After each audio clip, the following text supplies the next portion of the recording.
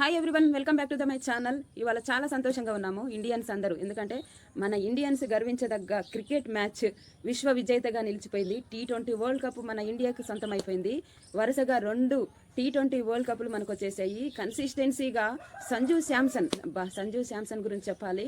3 మ్యాచెస్లో కూడా కన్సిస్టెన్సీగా ఎలా ఆడగలిగాడో బాబా, ఏం ఫాము. ఒకప్పుడు బెంచ్కి పరిమితమైన సంజు ఇప్పుడు ఎంత బాగా ఇండియా గెలవడంలో తన పాత్ర చాలా ఉందని చెప్పుకోవచ్చు.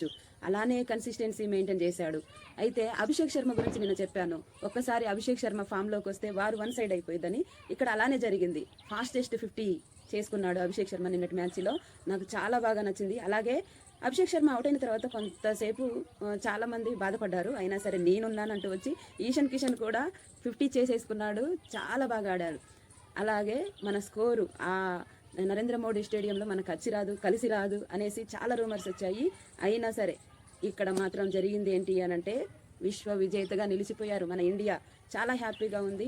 ఇలానే ముందుకెళ్ళాలని కోరుకుంటూ థ్యాంక్ యూ వెరీ మచ్.